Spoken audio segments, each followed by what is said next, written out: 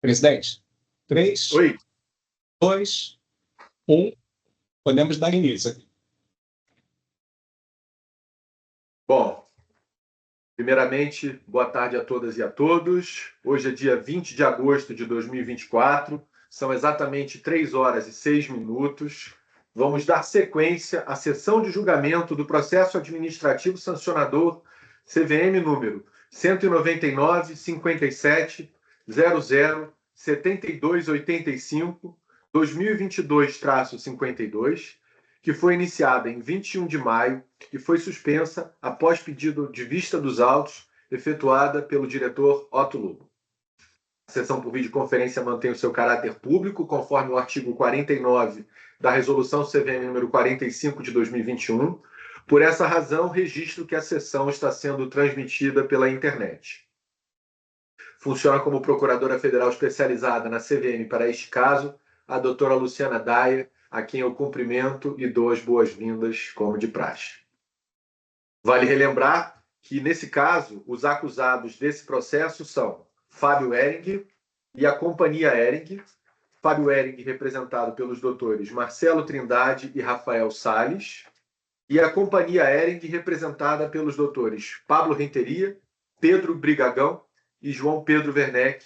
Cumprimento a todos e relembro aqui os procedimentos em relação ao uso da tribuna.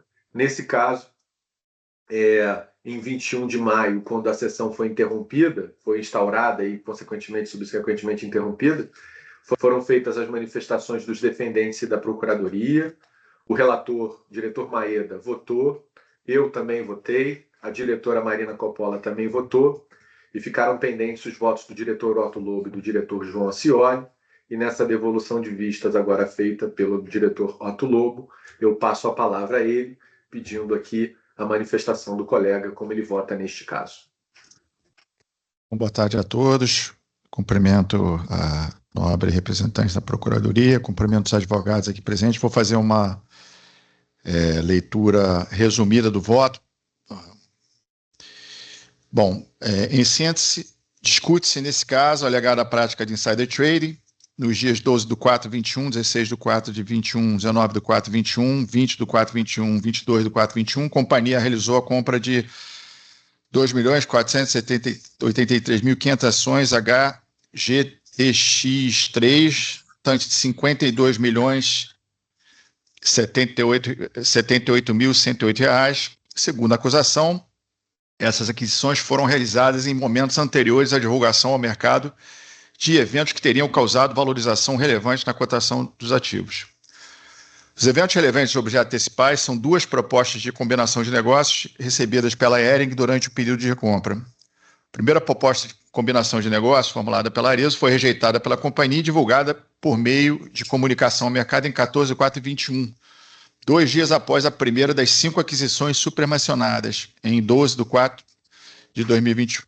Já a segunda proposta, formulada pelo Grupo Soma, foi aceita pela companhia e divulgada por meio de fato relevante na manhã do dia 26 de 4 de 2021, em curto espaço de tempo a contar das demais aquisições supramencionadas, 16 de 4 de 21, 19 de 4 de 21, 24 de 21 e 22 de 4 de 21. Destaca-se que, enquanto a proposta formulada pela Arezzo contemplava um valuation da Hering na ordem de 3,2 bilhões de reais, a proposta do Grupo Soma continha valuation da companhia de 6,1 bilhões de reais. Desse modo, a proposta do Grupo Soma avaliou a companhia em montante cerca de 26,25% maior do que aquela apresentada pela Arezzo. Após a divulgação do comunicado ao mercado e do fato relevante, as ações HGTX3 apresentaram valorização de 28,3% e 26,19%, respectivamente, conforme o gráfico de cotações apresentado pela SMI, reproduzido abaixo. A SMI entendeu que as recompras de ações teriam sido realizadas mediante o uso indevido de informação relevante ainda não divulgada ao mercado, por ordem de Fábio, na qualidade de diretor-presidente da Hering, de modo que estaria configurada a prática de insider trading por Fábio e pela companhia. Em seu voto, o diretor-relator corroborou esse entendimento, decidindo pela condenação dos acusados à pena de multa pecuniária, artigo 62 da Resolução CVM 4521, bem como pela condenação de Fábio à pena de inabilitação para atuar como administrador de companhias abertas pelo prazo de 2 anos, artigo 63 da 45 de 21. Tendo em vista a complexidade do caso, e realmente um dos casos mais complexos de insider que eu possa ter julgado ou visto, e parte da facilitação em analisar esse caso foi o trabalho muito bem feito, muito bem detalhado do diretor-relator, diretor Maeda, e os outros votos que foram proferidos pelo presidente João Pedro e a diretora Marina. Tendo em vista a complexidade do caso, pedi vista dos autos durante a sessão de julgamento iniciada em 21/5/24, a fim de analisá-los mais detidamente. Feita essa breve recapitulação dos fatos, adianto que, depois de refletir sobre as matérias aqui discutidas, respeitosamente discordo do diretor-relator, pois cheguei a uma conclusão diversa quanto ao mérito da acusação e voto pela absolvição dos acusados, entendendo não estarem integralmente preenchidos os elementos caracterizadores do ilícito insider trading. Essa manifestação de voto, portanto, visa expor as razões que levaram à minha conclusão. Fiz umas breves considerações sobre insider, não vou repassar aqui. Já indo um pouco mais adiante, nas questões preliminares, acompanho o voto do diretor-relator quanto à rejeição das preliminares suscitadas pelos acusados. Embora não pretenda me estender sobre a matéria, registro apenas pontuais comentários a seguir. No que tange a preliminar de legitimidade passiva suscitada por Fábio, a simples alegação de que, abre aspas, atuou no caso como administrador da companhia, observando os poderes que a lei e o Estatuto Social lhes confere, fecha aspas, não é suficiente para afastar a sua legitimidade. Como bem pontuou o diretor-relator, o fato de o programa de recompra de ações ter sido aprovado pelo Conselho de Administração da Hering não significa que Fábio estaria autorizado a executá-lo sob qualquer condição e pretexto, sem se atentar aos seus deveres de administrador impostos por lei. Em resumo, essa alegação não infirma a possibilidade, em tese, de que o ilícito insider trading tenha sido praticado. Em relação à preliminar de imputação juridicamente equivocada do artigo 155, parágrafo 1º da 6404, 76, suscitada pela Hering, o diretor-relator corretamente observou que esse argumento contraria a jurisprudência consolidada da CVM, no sentido que as companhias, quando utilizadas como veículo para a prática de insider trading, podem sim figurar no polo passivo de processos que apurem esse ilícito a serem por ele responsabilizadas, quando houverem auferido benefício em decorrência das irregularidades praticadas. Desse modo, nada impede que a Hering ocupe o polo passivo desse PAS e possa ser, em tese, sancionada pelo ilícito aqui apurado. Superadas essas questões, passo a analisar a presença ou não, no caso concreto, dos elementos caracterizadores do insider trading. Quanto à informação privilegiada, ressalta-se que, segundo o entendimento do colegiado da CVM, o insider trading compõe-se dos seguintes elementos: 1, a existência de uma informação privilegiada; 2, o acesso privilegiado a essa informação; 3, a efetiva utilização da informação nas negociações; e 4, a finalidade de oferir vantagem para si ou para terceiros. A esse respeito, indo mais adiante, não há dúvida de que as informações envolvidas no caso concreto, tanto em relação à proposta de combinação de negócios apresentada pela Arezzo, quanto àquela formulada pelo Grupo Soma, eram sigilosas. Afinal, somente foi dado conhecimento dessas informações ao público, respectivamente, primeiro, em 14/4/2021, por meio da divulgação de comunicado ao mercado, sobre o recebimento de proposta da Arezzo e sua rejeição pelo Conselho de Administração da Hering. E 2, em 26/4/2021, por meio da publicação de fato relevante sobre a celebração de acordo de associação e outras avanças entre a Hering e o Grupo Soma. Com efeito, os depoimentos e demais provas colhidas nos autos indicam que, mesmo entre os executivos de alto escalão da Hering, a proposta ofertada pela Arezzo e as negociações travadas com o Grupo Soma não eram conhecidas por todos os diretores da companhia durante o seu curso, o que reforça seu caráter confidencial. Ademais, as referidas informações qualificam-se como relevantes. Sobre esse particular, basta repetir que, como demonstrado graficamente pela acusação, a divulgação do comunicado ao mercado em 14/4/2021 e do fato relevante em 26/4/2021 ocasionaram a valorização de HGTX3, respectivamente, nos percentuais de 28,3% e 26,19%, como eu destaquei acima. Não vou citar aqui a 157, nem a instrução 358, só indo um pouco mais adiante.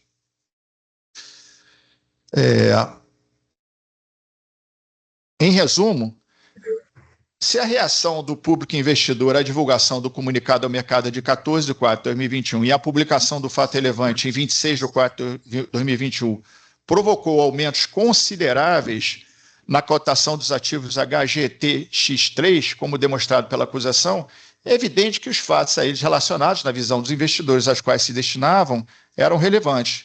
Nesse ponto, eu reproduzo a assertiva do diretor relator de que, abre aspas, não há ninguém melhor para avaliar a relevância de uma dada informação corporativa para o mercado do que, a bem dizer, esse próprio mercado. Nessa toada, a reação dos investidores em geral verificada quando a divulgação do comunicado externo evidenciou de forma incontestável a relevância concreta dessa informação.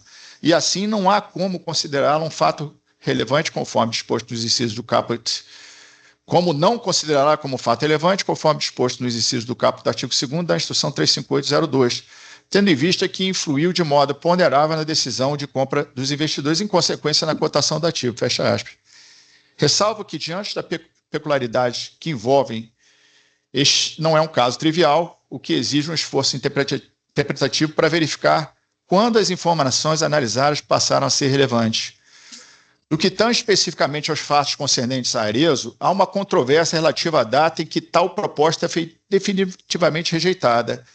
Se em 8/4/2021, data em que foi realizada uma primeira reunião extraordinária do Conselho de Administração da companhia para deliberar sobre o tema, sendo que desde então os administradores não mostraram interesse em acatar a proposta, ou se em 14/4/2021, data em que o Conselho se reuniu novamente para tratar dessa proposta, dessa vez com base em análise apresentada pela BR Partners, ratificando a sua rejeição. Entendo que, com base nos elementos probatórios desse PAS, que a proposta da Arezzo foi rejeitada de modo definitivo em 8/4/2021. É o que se extrai do depoimento de Fábio, o qual afirmou que, naquele dia, o Conselho de Administração já havia votado unanimemente pela rejeição, de forma que a contratação da BR Partners para analisá-la foi motivada apenas por questões de governança, bem como para que fosse avaliada a possibilidade de uma oferta hostil por parte da Arezzo. Tem aqui um trecho, né? Com isso, Fábio entrou em contato com a Rothschild e posteriormente com a BR Partners, que acabou sendo contratada, segundo ele, com a missão de reforçar a posição do Conselho de Administração, ou seja, não recomendar nenhuma transação com a Arezzo. Aí mais abaixo, questionado se poderia haver mudança na posição da Hering de aceitar a fusão com a Arezzo, caso a BR Partners mostrasse uma visão diferente, disse que não poderia responder pelos outros, isso é Fábio ainda, né? Conselheiros, mas que achava improvável, já que na reunião do dia 8/4 o Conselho havia deliberado de forma unânime pela rejeição. Desse modo, se por um lado os próprios acusados afirmaram que a proposta da Arezzo já havia sido rejeitada em 8/4/2021, e se por outro a divulgação de comunicado ao mercado alguns dias depois, em 14/4/2021, gerou valorização de 28,13% dos ativos HGTX3, infere-se que a rejeição dessa proposta já se configurava como informação relevante desde 8/4/2021. Por sua vez, quanto aos fatos concernentes ao Grupo Soma, os acusados adotam a seguinte linha de pensamento. A última operação realizada no período da recompra, objeto desse PAS, foi realizada em 22/4/2021. Contudo, o Grupo Soma somente teria apresentado uma proposta formal no dia seguinte, em 23/4/2021, quando se teria chegado a um consenso sobre a avaliação das ações da Hering. O negócio foi fechado em 26/4/2021, na mesma data de publicação do fato relevante. Portanto, sob a ótica dos acusados, não teria havido qualquer recompra em posse de informação privilegiada. Eu discordo do raciocínio dos acusados pelo fato de que, antes de 23/4/2021, já havia elementos que conferiam suficiente concretude às negociações do acordo que veio a ser celebrado entre a companhia e o Grupo Soma. Isso porque, entre os dias 15 e 16/4/2021, Fábio recebeu mensagem do sócio da gestora de um fundo de investimento, acionista comum da Hering e do Grupo Soma. Nessa mensagem foi indicado que o CEO do Grupo Soma e o sócio da boutique de M&A que o assessorava tinha interesse em conversar com o Fábio. Acerca dessa mensagem, o CEO do Grupo Soma afirmou o seguinte em depoimento, abre aspas, questionado se no momento em que os assessores entraram em contato com o Fábio Hering, no dia 15/4, eles já haviam mencionado o interesse do Grupo Soma na fusão com a Hering. Disse que havia um interesse intrínseco, embora nada houvesse sido explicitado, abre aspas. Obviamente que estava intrínseco o interesse. Aquela conversa pela BR Partners, estava óbvio que você tem dois advisors fazendo uma conversa com dois CEOs de duas empresas abertas. A gente não estava ali para tomar cafezinho. A gente estava ali para começar uma conversa, fecha aspas. Eis o teor da referida mensagem enviada a Fábio em 15/4/2021, abre aspas. R da Soma ML da G5 querem fazer um Zoom com você e comigo amanhã. Você tem algum horário livre? ML é sócio da G5 Boutique, de M&A, e assessora ele em todos os deals nos últimos anos. Então, estão bem ansiosos para conversar, fecha aspas. Primeira reunião entre executivos e representantes da companhia e do Grupo Soma ocorreu em 19 de 4 de 2021, sendo que os acusados afirmaram que nessa reunião nada de concreto teria sido apresentado. Contudo, vai destacar que o seguinte trecho do termo de acusação, apontando que não é crível que Fábio não percebesse à época que a intenção do Grupo Soma fosse a combinação de negócios com a companhia. Ora, nesse ponto, cabe destacar que não se mostra crível que o senhor Fábio imaginasse que a pauta da conversa seria outra, senão uma proposta de fusão de negócios, já que havia recebido uma proposta semelhante da Arezzo, concorrente do Grupo Soma, poucos dias antes. O Grupo Soma havia indicado a presença de seus assessores financeiros, G5, que o próprio Fábio Ehring havia solicitado a presença de seus assessores, BR Partners. A própria mensagem enviada e lida de forma espontânea por Fábio, durante seu depoimento, deixa claro que é sócio da G5 e que a G5 era uma casa especializada de M&A, Mergers and Acquisitions, fusões e aquisições, o que ele assessorava Roberto e todos os seus sócios. Continua aqui a acusação. Seria ingênuo afirmar que uma reunião entre dois presidentes de companhias, juntamente com dois assessores que trabalham especificamente na área de fusões e aquisições, agendada poucos dias após a rejeição de uma proposta de fusão de negócios, por parte de uma outra empresa concorrente daquela que estava solicitando a reunião, poderia tratar de assunto distinto. Com efeito, para fim de qualificar uma informação como relevante, a sua materialidade deve ser analisada conforme o binômio probabilidade e magnitude. Ocorre que, mesmo que se considere baixa a probabilidade de que determinado fato se concretizará, como ocorre na fase inicial de uma negociação, quando não se sabe se o negócio será fechado, deve-se antecipar a magnitude do evento, certo? Potencial impacto que esse evento, uma vez concretizado, poderá provocar nas atividades da companhia. Esse foi o entendimento manifestado pelo conselheiro relator Marcos Davidovic, do Conselho de Sistema Financeiro Nacional, em trecho do voto que eu reproduzi aqui abaixo. Aí esse voto já é conhecido, hoje em dia o Marcos Davidovic está no Ministério Público aqui do Rio de Janeiro, é promotor de justiça aqui no Rio, ele fala da materialidade, determinado fato, é questionado sobre esse binômio, o teste da probabilidade, colhe-se disso para graduar o nível de interesse e concretização da operação pretendida. Bom, no caso concreto, destaco os seguintes fatores que permitiam antecipar a magnitude do fechamento do negócio com o Grupo Soma. 1. Desde 15 de 4 de 2021, ficou evidenciado que participariam das conversas o CEO do Grupo Soma e a boutique de M&A, que o havia assessorado em todas as operações dessa espécie, realizadas pelo Grupo Soma nos anos anteriores. E 2.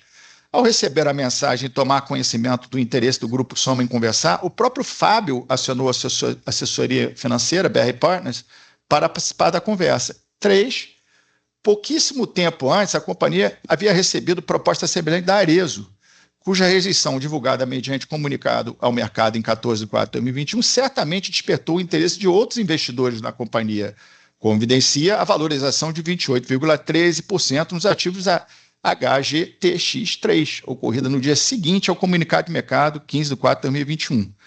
Ainda que se considere verdadeira a assertiva de que o valuation da Ehring somente tenha sido acordado entre a companhia e o Grupo Soma na sexta-feira, 23 de 4 de 2021, que toda a negociação concreta tenha sido concluída em um único final de semana, 24 e 25 de 4 de 2021, e que o negócio tenha sido fechado na manhã de segunda-feira, 26 de 4 de 2021, o que me parece improvável, mesmo assim, havia sinais de que Fábio, empresário experiente, percebesse as intenções do Grupo Soma e o impacto que sua concretização provocaria na cotação dos ativos da companhia. Tais fatores, em meu juízo, permitem concluir para a existência de informação privilegiada, no caso concreto, em relação tanto à proposta apresentada pela Arezzo quanto às negociações realizadas com o Grupo Soma, como apontou a acusação. Com relação ao acesso à informação, no presente caso, a acusação é de um insider primário, visto que Fábio ocupava o cargo de diretor-presidente da companhia à época dos fatos, que lhe permitia acesso direto às informações referentes às propostas da Arezzo e do Grupo Soma. Ademais, ainda que a presunção de acesso... E eu já lido com essas questões de presunção desde 2015, eu tenho uma visão um pouco diferente de insider primário e secundário. Eu geralmente me baseio mais nos fatos nos detalhes dos fatos e acho que é rara a necessidade de recorrer à presunção, né, em insider primário, né? Ainda que a presunção de acesso seja relativa, não se vislumbra qualquer elemento capaz de afastá-la. Pelo contrário, entendo ser incontroverso que Fábio teve acesso às informações em questão, pois, em momento algum, os acusados negam esse fato. Eles próprios afirmam, em 7/4/2021, Fábio recebeu a carta contendo proposta não vinculante de combinação de negócios com a Arezzo e que participou de todo o curso das tratativas e celebração do negócio com o Grupo Soma a partir de 15/4/2021. Desse modo, considero inquestionável que os acusados tiveram acesso às informações privilegiadas. Com relação à utilização da informação, também milita contra o insider a presunção de que este, tendo a informação privilegiada, a utilizou. Eu não tenho necessidade aqui de utilizar essa presunção. Entendo que tampouco há controvérsia sobre o fato de que as informações foram utilizadas pelos acusados, uma vez que foi o recebimento da proposta formulada pela Arezzo e o suposto temor de uma investida hostil que essa proposta teria provocado, que motivou os acusados a iniciarem o período de recompra, que continuou ao longo das negociações com o Grupo Soma. E agora, então, a gente chega na questão da intenção de obter a vantagem e o dolo específico, né? Pelo que expus até o momento, considero estarem presentes alguns dos elementos que caracterizam o insider trading, notadamente a existência de informação privilegiada, bem como o acesso a essa informação. Ocorre que tais elementos, embora necessários, não se afiguram o suficiente para ensejar a condenação por esse grave ilícito. Além dos fatores objetivos, é imprescindível que se verifique também um elemento subjetivo, o dolo, consubstanciado no uso da informação com a intenção de obter uma vantagem indevida. Portanto, não basta a existência de informação privilegiada, nem mesmo que o agente tenha acessado essa informação. Mais do que isso, definir a finalidade com que a informação privilegiada foi utilizada pelo agente é crucial para concluir se houve ou não a prática de insider trading. A fim de analisar com precisão o intuito dos acusados por trás dos atos considerados ilícitos pela acusação, deve-se ter em mente que as recompras objeto desse PAS foram realizadas sob a vigência de um programa de recompra de ações, aprovado pelo Conselho de Administração da companhia. Nesse contexto, cabe frisar que a aprovação de programas de recompra de ações vinha sendo uma prática comum da Hering, pelo menos desde o ano de 2020. Cumpre, então, apresentar breve histórico desse programa e daqueles que o antecederam. Esclareça-se que, em 5/2/2020, a Hering divulgou fato relevante concernente à aprovação pelo Conselho de Administração da abertura de um programa de recompra de ações, primeiro programa de recompra. Esse programa previa a aquisição de 1.490.000 ações de emissão da própria companhia, correspondente a 1,17% total das suas ações ordinárias em circulação. O primeiro programa de recompra esteve vigente de 5/2/2020 até 5/2/2021. As recompras efetuadas pela Hering, no contexto do primeiro programa de recompra, foram sintetizadas pela acusação conforme a tabela reproduzida abaixo. Em 16/3/2020, a Hering divulgou mais um fato relevante concernente ao encerramento do primeiro programa de recompra, então vigente, e a abertura de um novo programa de recompra de ações, segundo programa de recompras. Esse programa previa a aquisição de até 835.456 ações, correspondentes a 0,66% do total das ações ordinárias em circulação da companhia, no período 16/3/2020 até 16/3/2021. As recompras efetuadas pela Hering no contexto do segundo programa de recompra foram sintetizadas pela acusação, conforme a tabela que eu estou reproduzindo abaixo. Em 18/8/2020, a Hering divulgou novo fato relevante informando ao mercado sobre o encerramento do segundo programa de recompra, então vigente, e a abertura de um novo programa de recompra de ações, o terceiro programa de recompra. Esse programa previa a aquisição de 5 milhões de ações, correspondentes a 3,99% do total das ações ordinárias em circulação da companhia no período 19/8/2020 até 19/8/2021. As recompras efetuadas pela Hering no contexto do terceiro programa de recompra foram sintetizadas pela acusação conforme a tabela reproduzida abaixo. Com base na tabela acima, verifica-se que, sob a vigência do terceiro programa de recompra, a companhia recomprou 1.224.700 ações em 20/8/2020 e 25/9/2020, nesse período, entre essas duas datas. Não foram mais recompradas ações no ano 2020 após essa última data. As recompras somente foram retomadas pela Hering no ano 2021, no período compreendido entre 12 de 4 de 2021 e 22 de 4 de 2021, mais de 6 meses após a última recompra realizada em 2020, justamente à época das respectivas negociações com a Arezzo e o Grupo Soma. Vale ressaltar que, em momento algum, a validade do programa de recompra vigente à época dos fatos foi sequer questionada pela acusação. Considero essa observação importante para os pontos que desenvolverei adiante, levando à conclusão que não houve dolo por parte dos acusados de praticar insider trading. Pois bem, dentre as motivações que podem levar uma companhia a recomprar ações de sua própria emissão, duas merecem destaque no contexto do presente país. A sinalização aos acionistas sobre o valor da companhia, notadamente para indicar que, no entender da companhia, seus ativos estão subavaliados. E 2, a dissuasão de uma tentativa de aquisição hostil, chamada literatura em inglês de takeover. Sobre essa última hipótese, destaca-se que a recompra de ações pode funcionar como estratégia de dissuasão contra aquisições hostis. Isso porque a recompra aumenta o custo com o qual um potencial adquirente precisará arcar a fim de obter o controle da companhia, à medida que as recompras tendem a eliminar os acionistas dispostos a receber valores baixos pelas suas ações. Em tais cenários, costumam permanecer somente os acionistas mais leais à companhia, que, ao invés de buscarem retornos a curto prazo, têm interesse de longa duração nos negócios sociais. Desse modo, caso deseje prosseguir com o takeover, o adquirente hostil deverá estar disposto a pagar mais pelas ações em circulação no mercado. Inclusive, a doutrina norte-americana ressalta que a recompra, como mecanismo de dissuasão de aquisições hostis, é mais eficiente em companhias com heterogeneidade de acionistas. Era o caso da Hering, uma vez que, como informado em sua defesa, o capital social da companhia à época dos fatos era pulverizado. Conforme o gráfico apresentado na defesa, as ações da companhia estavam distribuídas entre 5 acionistas, sendo que o maior deles, Atmos Capital Gestão de Recursos, detinha 10,28% das ações, enquanto o menor, Velt Partners, detinha 5,50%. Com efeito, não se discute que é legítima a implementação de programa de recompra pelas companhias abertas, desde que, naturalmente, haja coerência entre a sua fundamentação econômica e a forma como esses programas são executados.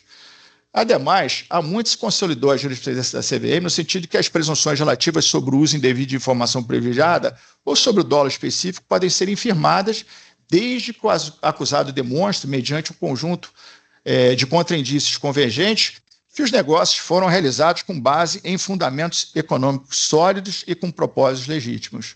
No caso concreto, a tese de ambos acusados se baseia na premissa de que as recompras efetuadas no período de recompra faziam parte de uma estratégia defensiva contra a provável tentativa de tomada de controle hostil por parte da Arezzo. Parece-me legítima essa motivação. Com efeito, não é possível afirmar com certeza se a Arezzo realmente tinha a intenção de adquirir hostilmente o controle da Hering, ou mesmo se as medidas adotadas pela companhia foram suficientes para impedir essa empreitada. Ocorre que a resposta para essas perguntas, ainda que incertas, não se mostram fundamentais para o deslinde desse caso. Para concluir se os acusados praticaram ou não o ilícito que lhe é imputado, importa apenas responder à seguinte questão: a motivação por trás das recompras era legítima ou tais recompras foram um meio para a obtenção de uma vantagem indevida? Todo o resto seriam meras especulações, cabendo ao julgador afastar a perigosa tendência de condenar decisões tomadas no passado, reinterpretando eventos como sendo mais previsíveis do que de fato eram no momento decisório pretérito sub judice, seja pela impossibilidade de acesso a informações que apenas se concretizaram posteriormente, ou pela desconsideração de desdobramentos e resultados que não ocorreram, sendo certo que tais interpretações, caso não fundamentadas em claros indícios, se revelam temerárias por desconsiderarem fatores como o ineditismo da situação, o elemento surpresa, a falta de informação, o tempo disponível para a tomada de decisão e a percepção dos riscos enfrentados. Tudo isso na própria lógica do mercado de capitais, marcado pela volatilidade e pela notável rapidez de variação da cotação dos ativos negociados.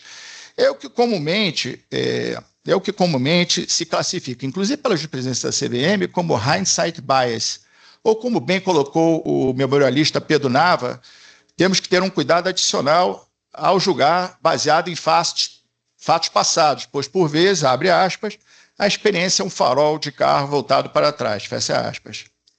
Considero seguro afirmar que, diante do receio de que a Arezzo tentaria a aquisição hostil do controle da companhia, o presidente da Arezzo teria declarado em evento promovido por um banco de investimentos que o negócio ia acontecer. Abre aspas, the deal is going to happen, fecha aspas.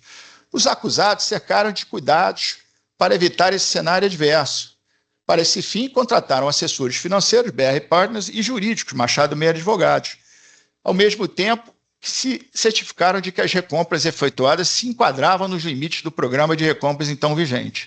Nesse contexto, entendo que há um ponto crucial para a boa interpretação e análise do caso. Ao receber a proposta de combinação de negócios formulada pela Arezzo, tudo leva a crer que os acusados perceberam que os ativos da companhia, no seu entendimento, estavam subavaliados. Portanto, para que a estratégia de dissuadir a aquisição hostil de controle pela Arezzo fosse eficaz, era imprescindível que as recompras da HGTX3 gerassem o aumento do valor desses ativos,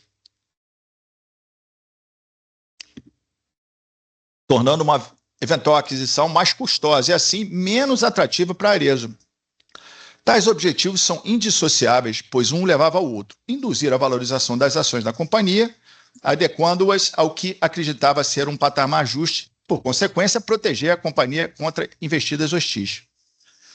Como afirmado pelo então DRI da companhia, ainda em 4 de 3 de 2020, já havia percepção de que as ações de sua emissão estavam sendo negociadas de forma descontada.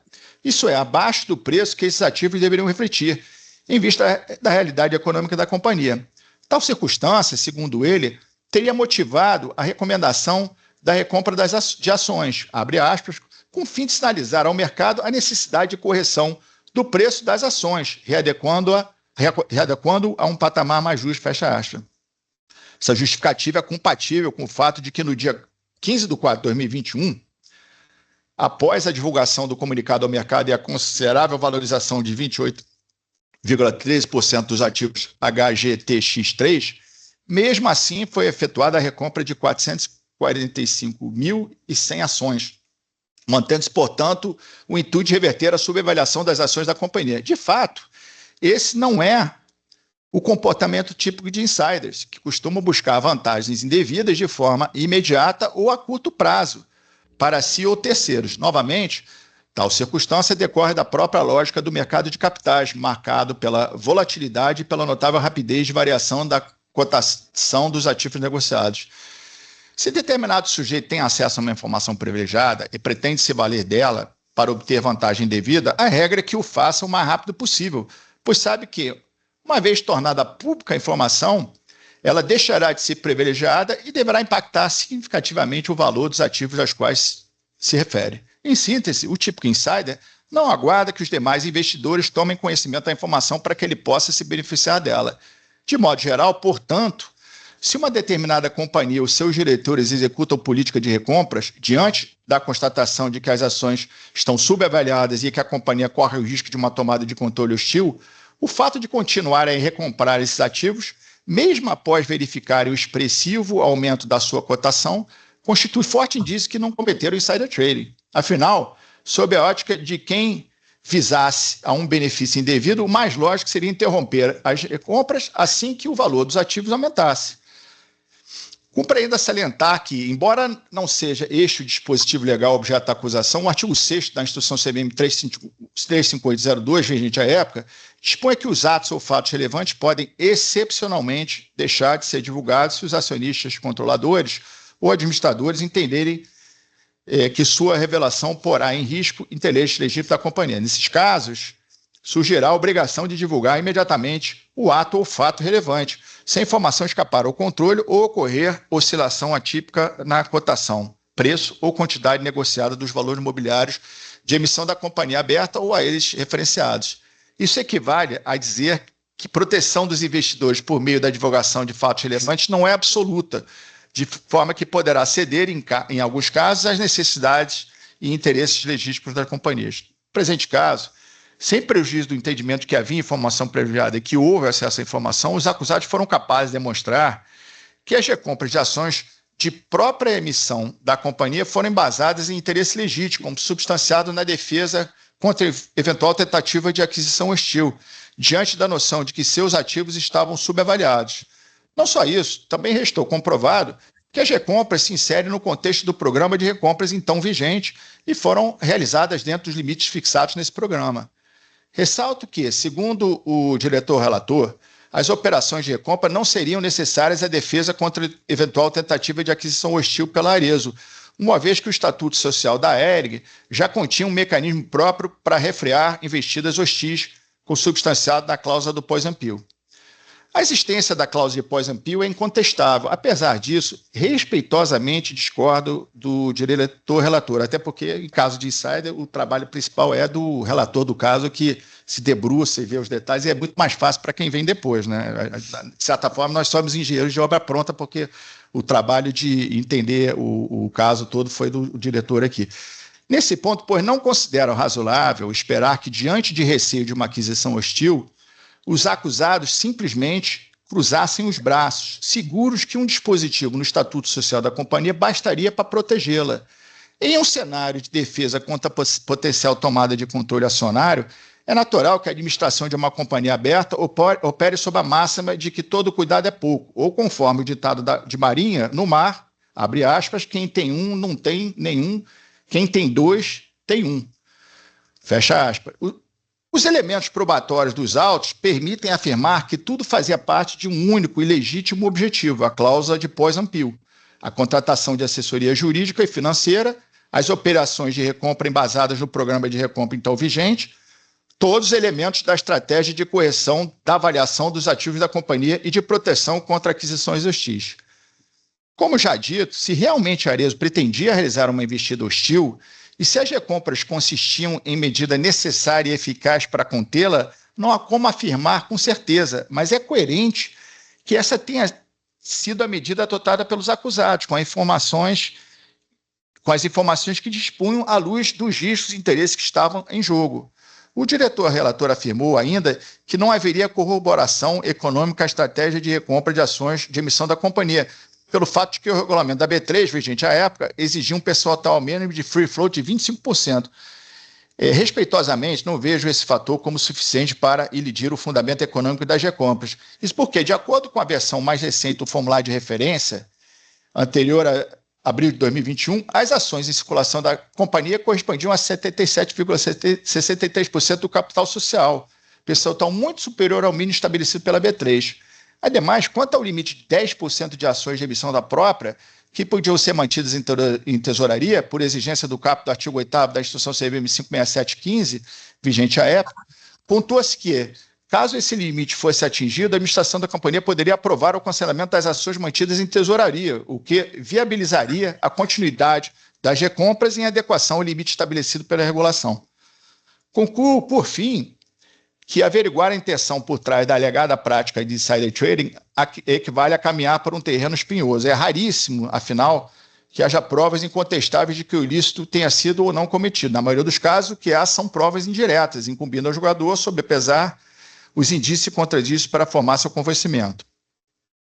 Feitas essas considerações, após extensa reflexão sobre o caso, não pude vislumbrar qualquer intenção pelos acusados de obter vantagem indevida, o que impede a caracterização do evento subjetivo dolo e assim afasta a possibilidade de sua condenação pelo ilícito objeto do presente paz. Em conclusão, a extensa análise realizada nessa manifestação de voto, bem como no criterioso voto proferido pelo diretor-relator e nas respectivas manifestações técnicas do voto do presidente João Pedro Nascimento e da diretora Marina Coppola, reforça que o presente caso não é simples. O contexto fato que o envolve consiste na execução de recompra de ações de emissão da companhia em defesa contra eventual aquisição hostil do controle. Exigiram esforços redobrados para decidir se foi praticado ou não o ilícito imputado pela competente área técnica. De fato, depois de longa reflexão, considero que não há como negar que havia informação privilegiada no caso concreto, bem como que tais informações foram acessadas pelos acusados. Portanto, concedo que ao menos alguns elementos caracterizadores do insider trading estão em parte configurados. Contudo, o sopesamento de relevantes contradícios verificados no processo levaram à conclusão de que não está presente o elemento subjetivo consistente na intenção de usar as informações privilegiadas de que se tem acesso com o efetivo intuito de obter vantagem ilícita. Como exposto acima, em inúmeros outros processos julgados por esta autarquia, em que se discutiu o insider trading, A investigação da subjetividade dos acusados raramente será uma tarefa fácil, pois envolve um grau de subjetividade do próprio intérprete. Na maioria desses casos, o trabalho do jogador é o daquele que tenta juntar fragmentos de uma história incompleta, buscando nas entrelinhas um desfecho coerente. Nas entrelinhas desse caso, portanto, os contraindícios que me impelem à absolvição se resumem nas observações seguintes. 1. A existência de um programa de recompra de ações aprovado regularmente pelo Conselho de Administração da companhia e cuja rigidez não foi questionada pela acusação. É um indício relevante de que operações de recompra de ações de própria emissão de uma companhia foram embasadas economicamente. 2. A execução de um programa de recompra de ações por uma companhia aberta pode ser motivada, dentre outras razões, tanto pela percepção que seus ativos são subavaliados perante o mercado, quanto pelo intuito de dissuadir elemento de aquisição hostil, eventual aquisição hostil. Quanto a essa motivação, as recompras tendem a eliminar os acionistas dispostos a revender seus ativos por valores baixos, de modo que permanecerão no quadro acionário os acionistas com maior estima pelos ativos da companhia e que tenham nela interesses de longo prazo. Desse modo, caso o potencial adquirente hostil deseje prosseguir com o takeover, ele deverá pagar um preço maior pelas ações que restarem em circulação. 4. Ainda que, em retrospecto, não seja possível afirmar com exatidão se o takeover ocorreria ou não, o que pode a administração de uma companhia sob ameaça é se basear nos indícios existentes à época.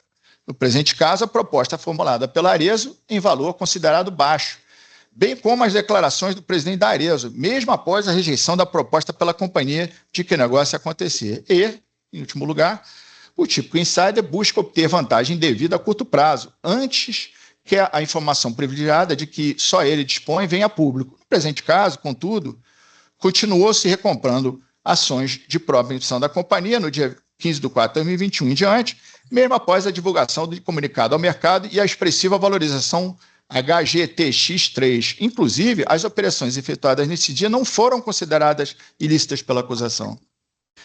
Concluindo pelo exposto, eu voto pela absolvição dos acusados em relação à imputação da violação ao artigo 155, parágrafo 1º da Lei 6404/66, concominado com o artigo 13 da Instrução CVM 35802. É o voto, senhor presidente. Agradeço ao diretor Otto Lobo. Passo a palavra ao diretor João Cioli para que ele possa também fazer aí a sua manifestação. Boa tarde, vocês me ouvem? Sim. Maravilha. Cumprimento todos os presentes. Também vou fazer uma leitura de uma versão resumida e para fins de maior concisão aqui da nossa sessão. Acompanho os votos do presidente João Pedro Nascimento, diretores Marina Coppola e Otto Lobo, quanto à conclusão da absolvição dos acusados, bem como a parte da fundamentação. Voto para registrar parciais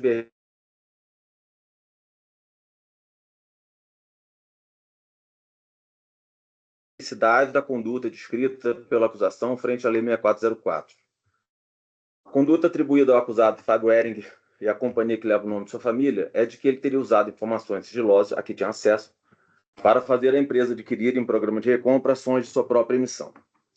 Tais informações indicariam que as ações estariam prestes a sofrer uma valorização, de modo que a conduta teria tido a intenção de beneficiar a companhia. Entendimento da acusação: isto violaria o artigo 155, parágrafo 1º da 6404 e o artigo 13 da Instrução CVM 358. Abstraio, neste primeiro momento, as seguintes questões de que trato adiante. Se os fatos que a acusação afirma constituírem fatos relevantes realmente mereciam tal qualificação jurídica e se a conduta teria sido provocada pela intenção de obter tais vantagens. Por ora, assumo tais premissas da acusação como verdadeiras. Nessa hipótese, teria havido a violação ao artigo 13 da Instrução 358, mas não ao artigo 155, parágrafo 1º da Lei 6404. A norma infralegal é clara ao vedar à companhia a negociação com suas próprias ações na pendência de divulgação de informação relevante. E, com as premissas estabelecidas em parágrafo acima, ela incidiria sobre as recompras que a acusação diz ilegais. Eu transcrevo o artigo 13, mas que diz na parte relevante que é vedada antes da divulgação ao mercado de fato relevante, é vedada a negociação com valores mobiliários pela própria companhia aberta, etc. Quanto ao artigo 155, parágrafo 1º, inicialmente repito que já afirmei no voto do PAS número tal, que é o do caso do Graziotin, em que digo: a conduta que a acusação atribuiu ao acusado foi de adquirir para a companhia ações de sua própria emissão.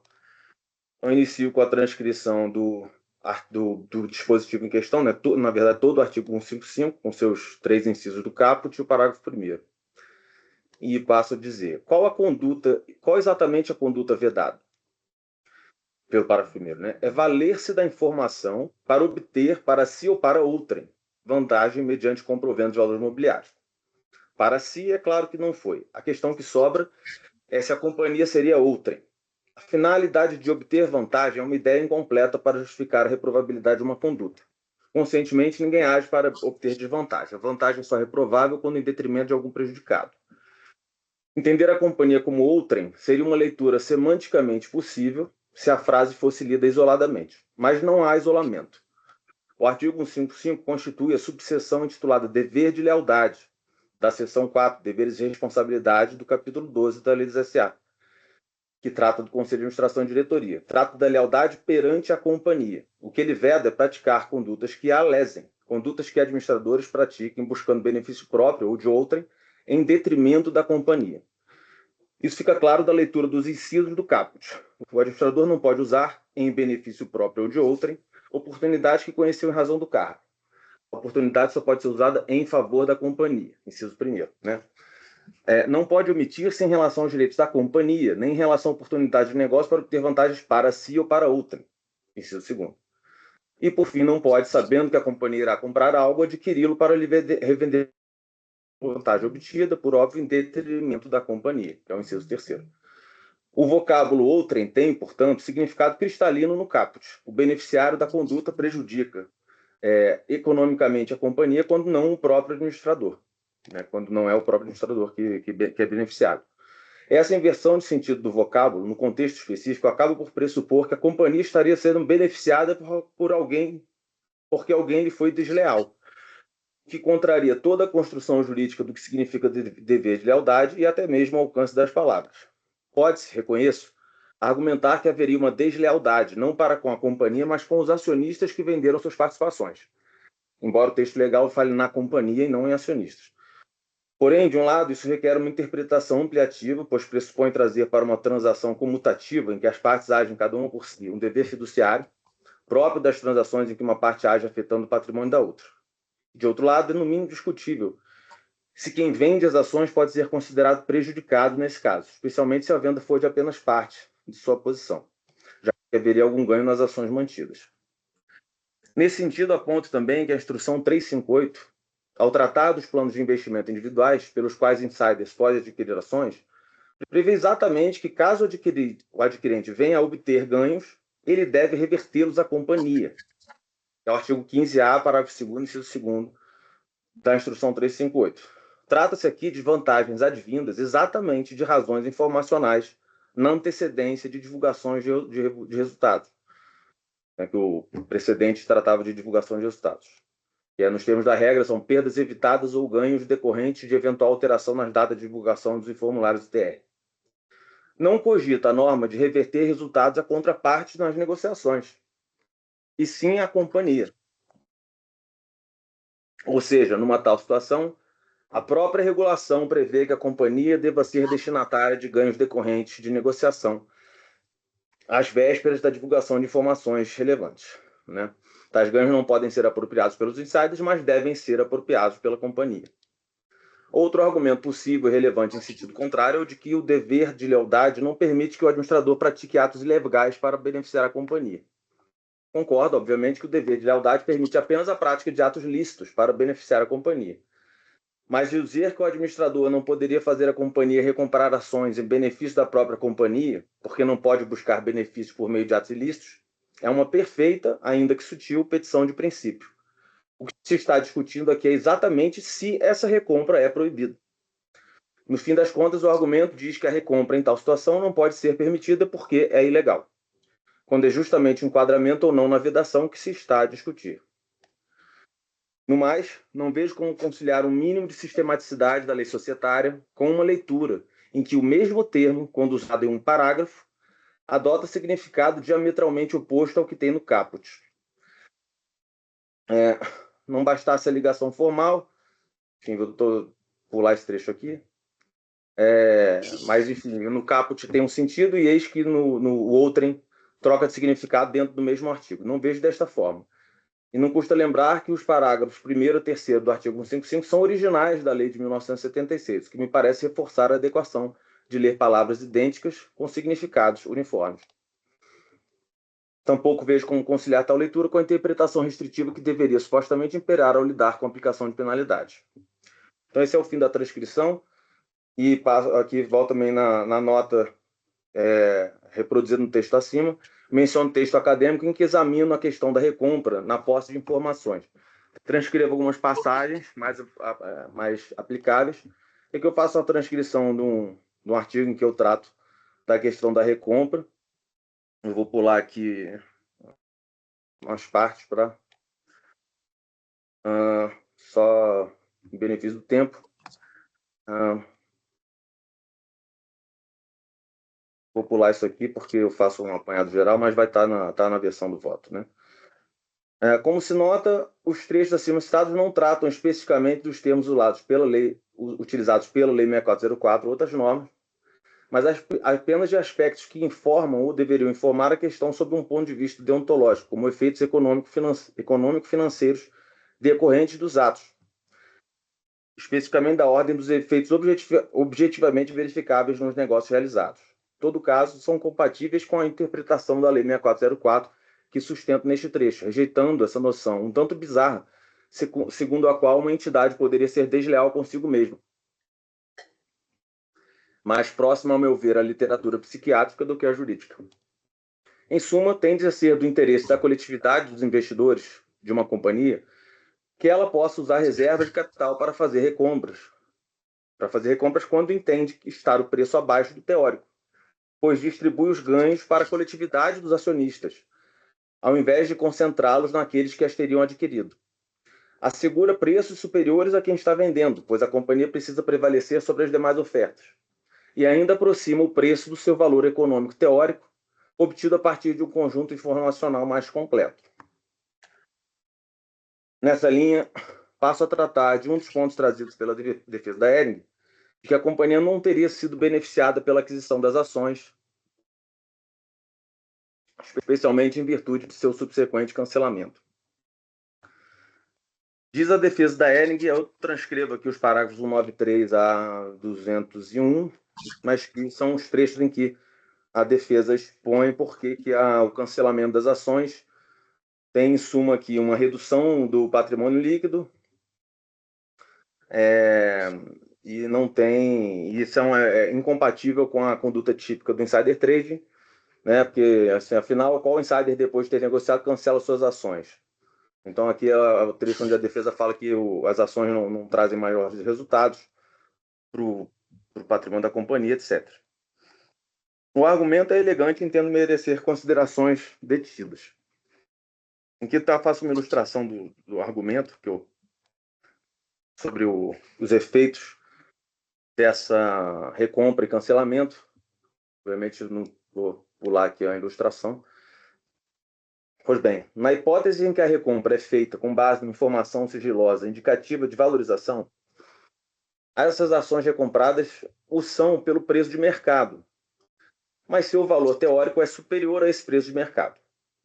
Há um benefício a cada titular das ações remanescentes consistente na sua fração proporcional dessa diferença de preço, o que significa dizer um benefício ao conjunto dos acionistas remanescentes. Note-se que isso se aplica para qualquer recompra em que a companhia tenha uma percepção de que suas ações estão sendo negociadas a preço abaixo do seu valor econômico, independentemente de essa percepção advir ou não de informações materiais não divulgadas. O caixa é reduzido pelo preço de aquisição, mas essa redução é inferior ao acréscimo do valor econômico. Essa diferença constitui um ganho para a base acionária resultante da recompra. É nessa acepção que entendo haver um benefício para a companhia, que aí é entendida como um veículo para a consecução dos objetivos dos acionistas. De início, diante de sua própria exposição e discussão com os novos representantes da defesa, ocorreu-me apenas o entendimento, já publicamente manifestado, de que a companhia seria beneficiada pela recompra. Expus tal entendimento no texto acima citado, onde uso a ilustração com o crescimento e a divisão do bolo, e eu escrevi o seguinte trecho: o que é a companhia nesse contexto, senão os acionistas que nela permanecem? Quando a companhia recompra ações, ela faz as participações dos acionistas remanescentes aumentarem proporcionalmente. Da mesma forma, no precedente a que me refiro no parágrafo 6º deste voto, assim me pronunciei. O cancelamento de ações não afasta ganhos que a base acionária remanescente obtém, pois os resultados da companhia passam a ser divididos por menos ações. Porém, aqui já é este voto novamente, né? Porém, essa é uma noção econômica que não necessariamente e nem sempre é refletida pelo texto da lei. Nessa linha de raciocínio, a argumentação da defesa e as considerações do voto do presidente sobre o tema me fizeram refletir adicionalmente sobre a matéria. Como se observa nos parágrafos 196 e 198 acima transcritos da peça da Hering, a noção de companhia confunde-se com seu próprio patrimônio. Essa noção, ao meu ver, guarda compatibilidade com a ideia da abstração da pessoa jurídica como proprietária formal dos ativos e devedora dos passivos, em oposição a uma noção mais realista em que, na medida em que o ganho de valor é apropriado pelos acionistas, ele poderia ser visto como ganho da companhia, já que esta só existe em função e como instrumento de realização do interesse dos acionistas. Juridicamente, porém, a companhia não é proprietária de si própria, nem por extensão de seu valor econômico, e admito que é possível enxergar tal distinção. Se ela, de um lado, me parece uma artificialidade jurídica para a compreensão do fenômeno, de outro, estamos tratando de uma acusação em âmbito sancionador, em que a interpretação não pode admitir elasticidade para punir. Assim, reconheço uma modificação parcial de meu entendimento, no sentido de que, embora considere haver ganho para a companhia enquanto conjunto do interesse dos acionistas, a estreiteza interpretativa própria do direito punitivo me parece exigir a aplicação da conceituação empregada pela defesa, em que a companhia, enquanto ente ficcional, não recebe formalmente os ganhos, como receberia se adquirisse, por exemplo, ações de outra companhia ou qualquer outro ativo que assim fosse contabilizado em seu patrimônio. Em outras palavras, há ganhos decorrentes da aquisição e posterior cancelamento, mas se a acusação é de que os ganhos foram para a companhia, a distinção entre esta e os titulares últimos de seu patrimônio não poderia ser ignorada. Entendo que o argumento, com tais ressalvas, é procedente para fins de descaracterização da irregularidade. O que, ademais, complementa e reforça a minha posição exposta nos parágrafos 2 a 8 deste voto, que é onde eu falo da atipicidade perante o artigo 155, parágrafo 1º. Passando agora para a inocorrência de fatos relevantes. Proposta da Arezzo. Em relação à proposta da Arezzo para a efetivação de uma combinação de negócios com a Hering, acompanho o entendimento da diretora Marina Coppola de que tal proposta foi efetivamente rejeitada na RCA da companhia de 8 de 4 de 2021, não havendo assim que se falar na existência de informação relevante pendente de divulgação na recompra de ações de 12 de 4. Uma vez já rejeitada a proposta no dia 8, considero coerente a argumentação da defesa de que a contratação de assessores para analisar a referida proposta teve o objetivo de definir estratégias contra uma eventual tentativa de aquisição hostil por parte da Arezzo, e também para fornecer uma comunicação ao mercado mais apropriada e robusta acerca dos motivos da decisão, e que não considerou relevante a informação a ponto de tornar sua divulgação obrigatória, nem, da mesma forma, a ponto de determinar a vedação de negociações. O argumento da acusação, no item 249 especificamente, de que a relevância das informações teria sido corroborada pelas significativas valorizações de HGTX3 quando divulgados, acatado pelo relator, pelo presidente, pelo diretor do Lobo, não me convence. Primeiro, porque metodologicamente a capacidade da informação de influenciar na decisão dos investidores, a meu ver, deve ser feita não a partir dos resultados observados, mas sim sob uma perspectiva ex ante. Era exigível que a administração considerasse a informação relevante no momento da decisão de divulgar ou não divulgar? E nesse ponto, a defesa é muito consistente ao referir-se à prática do mercado brasileiro de não divulgar tais recusas. Com efeito, a negativa de um negócio significa que as coisas seguirão como estão. O relato do diretor financeiro e DRI da companhia corrobora a interpretação, ao falar de sua surpresa ao ver o ativo se valorizar.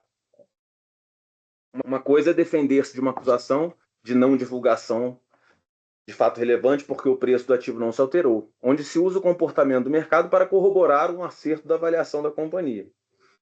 Outra é apoiar a acusação no que aconteceu, não só tratando a correlação como se causalidade fosse, como ainda por cima atribuindo aos acusados, olhando pelo retrovisor, o poder de prever o comportamento do mercado. Pelo que observei do termo de acusação, não há argumentos fáticos para fundamentar o entendimento de que, no momento em que a recusa foi deliberada, tal informação deveria ser considerada relevante pela companhia. Apenas presunções ao indicar dispositivos da 358, quais sejam o artigo 2º, parágrafo único, e artigo 3º, parágrafo 3º, artigo 13, parágrafo 3º, e fatos ocorridos posteriormente, qual seja a valorização observada na divulgação. Além dessa questão metodológica, mesmo o argumento de que a divulgação do comunicado ao mercado causou a valorização é questionável do ponto de vista de suficiência probatória. Como bem aponta a defesa, antes da abertura do pregão do dia 15, Arezzo divulgou como fato relevante que teve sua proposta recusada pela Hering. Assim, qualquer que tenha sido a reação do mercado, ela levou em conta não apenas a informação divulgada pela Hering, mas sua combinação com a divulgação por ambas as companhias, que permite inferências bastante diferentes sobre intenções, especialmente o que poderia ser lido como intenção da Arezzo de tentar uma oferta hostil, como bem observado no voto do presidente, parágrafo 30. Mas tal intenção me parece ser fato do ofertante, e não do ofertado, que não tem como saber o que se passa na cabeça dos concorrentes, salvo declarações expressas de que nem se cogitou no presente caso. Sobre a proposta do Grupo Soma. No tocante às negociações com o Grupo Soma, aponto inicialmente que a mensagem de WhatsApp recebida por Fábio Hering em 15/4/2021, convidando-o para uma reunião, não possuía, a meu ver, a necessária concretude para ser considerado sequer uma proposta de combinação de negócios. Muito menos uma informação, uma proposta com conteúdo suficiente para formar uma informação relevante. Logo, não pode tal mensagem ser caracterizada como informação privilegiada, não pode o conhecimento sobre tal mensagem ser caracterizado como informação privilegiada, que atrairia a vedação de negociação dos valores mobiliários da emissão da companhia. Entendida a argumentação da defesa que apenas a mensagem de WhatsApp teria sido apontada como fato supostamente relevante, mas respeitosamente divijo, pois de minha leitura do termo de acusação, especialmente os parágrafos anteriores ao número 170, considerei que todo o período entre tal mensagem e a efetiva divulgação ao mercado da combinação de negócios foi descrito pela acusação como composto por fatos que demandariam a divulgação. Embora essa possa não ter sido a maneira mais precisa de indicar qual fato foi tido por relevante, pareceu-me que não apenas a primeira mensagem foi a ser considerada e que a acusação descreveu suficientemente o seu entendimento de que, entre a primeira mensagem e a divulgação, houve a materialização de outras informações com característica de relevante. A seu turno, o conteúdo das reuniões realizadas entre o recebimento da mensagem inicial e o dia 22 de abril, data da última operação de recompra considerada irregular pela acusação, também não aparenta possuir materialidade suficiente que demandasse divulgação de fato relevante. Pois, pelo que consta dos vários depoimentos escolhidos na fase de investigação, em nenhum momento ali se tratou de valores ou mesmo de modelagem para o suposto negócio. Naquele período, até se poderia cogitar que a informação tivesse atingido um grau de maturidade para demandar sua divulgação, mas não identifiquei elementos probatórios para tanto. Dessa forma, entendo que o único fato nos autos que teria implicado a necessidade de divulgação foi a proposta formal da soma de 23 de abril. Preocupa-me a leitura de que a própria mensagem inaugural, transmitida pelo WhatsApp, possa ser tratada como o início do período em que havia informações relevantes pendentes de divulgação ou vedação de negociações. A meu ver, trata-se de uma conclusão somente possível de ser alcançada como se aplica o viés retrovisor, já conhecendo o resultado final daquelas interações. Se aquela mensagem resultou naquela combinação de negócios, isso em nada significa que o resultado pudesse ser previsível quando recebida. Nesse sentido, se aquela mensagem já era relevante, ela demandaria ou o dever de divulgar ou o dever de abstenção. E qual seria o fato relevante a ser divulgado? A companhia informa que recebeu um convite para uma reunião e que só pode conceber que se trata de uma proposta de combinação de negócios? Qual seria a reação do investidor a ler um tal fato relevante? Só posso imaginar que considerasse a informação incompleta e inconclusiva, pois lhe faltariam mínimos elementos até mesmo para levar a sério a divulgação. As perguntas que qualquer um gostaria de fazer não teriam sequer resposta.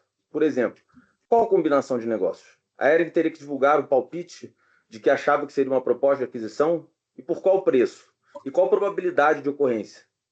Que fato é esse? Que fato relevante é esse sobre conjecturas da intenção de executivos de outras companhias sem qualquer materialidade? Espero que tais reflexões sejam consideradas em hipotéticos casos similares para não extrapolar o entendimento deste caso para outros e não gerar no mercado um temor de iniciar negociações sob risco de o sucesso importar retroativamente no entendimento de que o início já tinha a mesma relevância que a conclusão.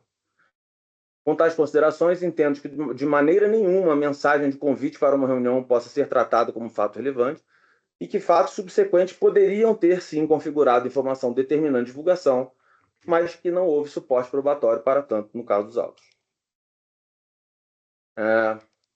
Aqui sobre a defesa contra possível aquisição hostil.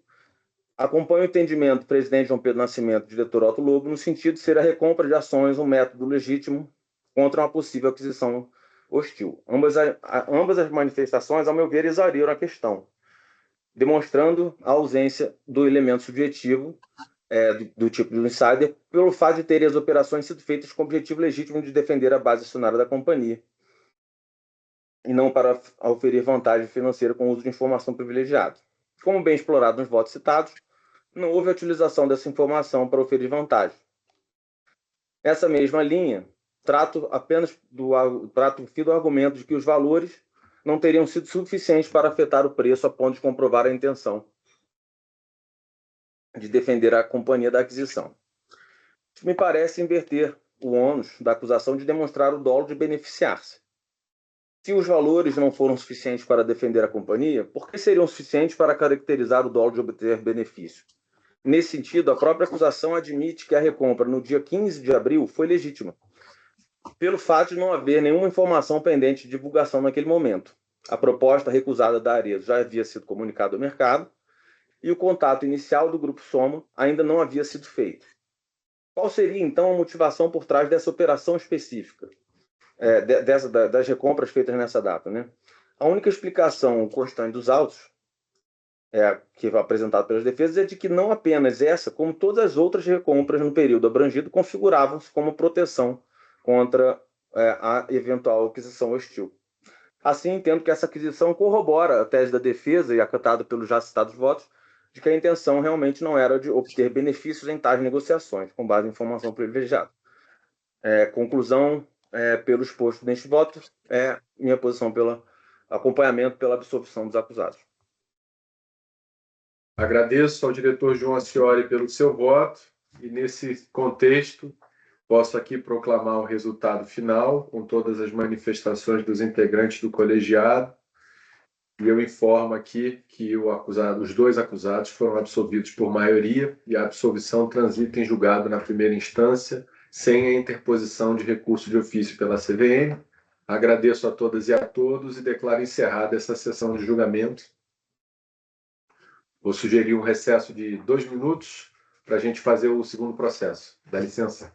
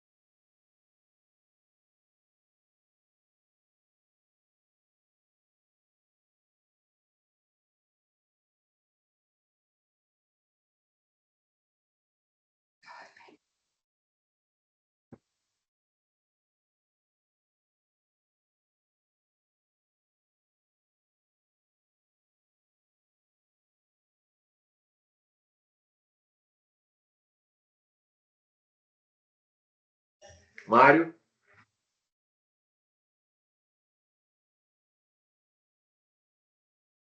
Presidente, só aguardando o retorno da doutora Luciana. Ela está voltando aqui também e a gente já dá início. Maravilha.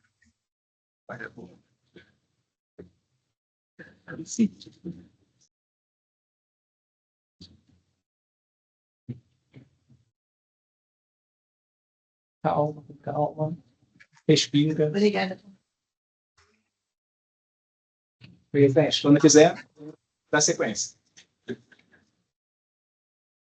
Vou pedir então, Mário, só para efeitos de comunicação, e lembrando que essa nossa sessão é transmitida pela internet, que você faça a gentileza da contagem, até para que os colegas do Rio e de Brasília também acompanhem o início aqui.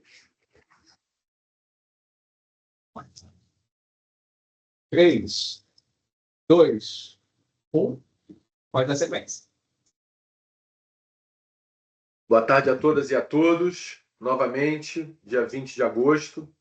São agora 4 horas e 22 minutos. Vamos dar início à sessão de julgamento do processo administrativo sancionador CVM número 199.57, 003418, 2023-01, de que sou o relator. Registro que nos termos da resolução CVM número 45 de 2021, a presente sessão será realizada de modo híbrido, mantida para as defesas a possibilidade de participação por videoconferência. A sessão por videoconferência mantém seu caráter público, conforme o artigo 49 da resolução CVM número 45 de 2021. Por essa razão, registro que a sessão está sendo transmitida pela internet. Funciona como procuradora federal especializada na CVM neste caso, a doutora Luciana Dyer, a quem eu cumprimento e dou as boas-vindas. São acusados no presente processo Bicapital Holding S.A., Paulo Henrique de Andrade Ramos Paiva, Leonardo Duarte Rosa Cruz Lopes, Caleb Vieira Cerqueira. Todos esses 4 não constituíram advogados. Além deles, também é acusado o senhor Antônio Henrique Reis Albuquerque, que constituiu como advogado o Dr. Matheus Souza Ramalho, a quem eu cumprimento e dou as boas-vindas. Tendo vista que o relatório do processo foi previamente disponibilizado no site da CVM, eu dispenso a leitura do mesmo. Observações quanto à sua redação poderão ser encaminhadas diretamente ao meu gabinete.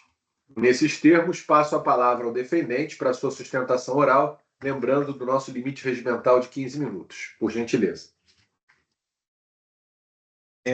Muito boa tarde a todos. Eu agradeço a introdução do presidente João Pedro Nascimento. Saúdo também aqui a diretora Maria Cupola, diretor Tom Ascioli, ao meu lado, os diretores Otto Lobo, Daniel Maeda. É um prazer estar aqui. Saúdo também a representante da Procuradoria Federal e vou iniciar a minha fala da exposição da defesa do meu cliente, do senhor Antônio.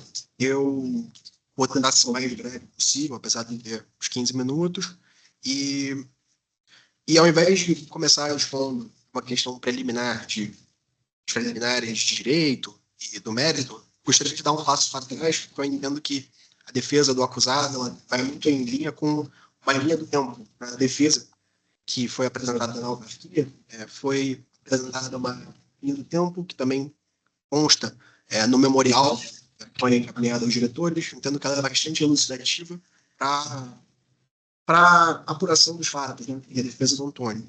Por que eu bato nessa tecla da linha do tempo? Porque a P-Capital, ela foi iniciada por dois dos acusados, né, o Léo e o Paulo.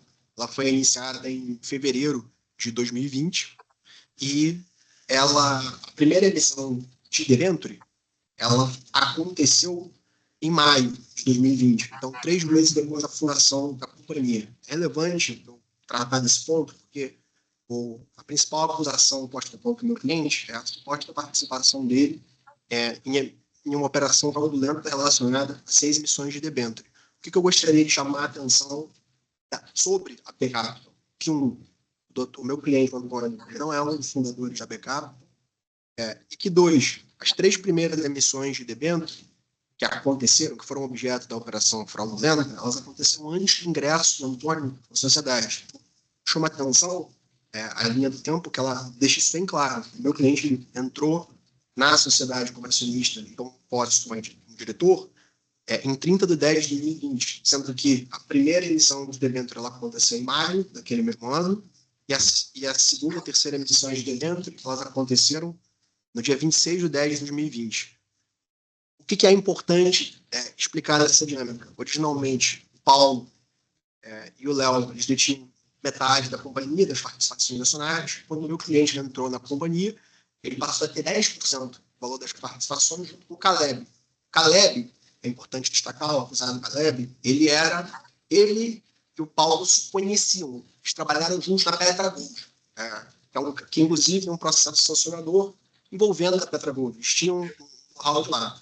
Eles fizeram uma proposta para o Antônio entrar na P-Capital, porque o Antônio ele tem informação em sistema de computação, ele é realmente muito capaz nessa parte de fazer o setup virtual de uma instituição financeira. Embora ele não tenha uma atuação, ele é um programador com atividades acima da média. Então, o que aconteceu foi que foi oferecido para ele esse equity de 10% na P-Capital, em contrapartida à execução dos serviços dele, subsidiados com um prolatório relativamente baixo. Para o Antônio pareceu uma oportunidade realmente interessante, ser diretor de tecnologia da P-Capital, porque, como já tinha havido uma emissão de debênture bem sucedida, o equity ele era vantajoso, ele era uma forma de compensar o pagamento baixo que ele tinha de prolatório, que era mais de R$10 mil, em valor de tributos era mais ou menos quase R$12 mil. O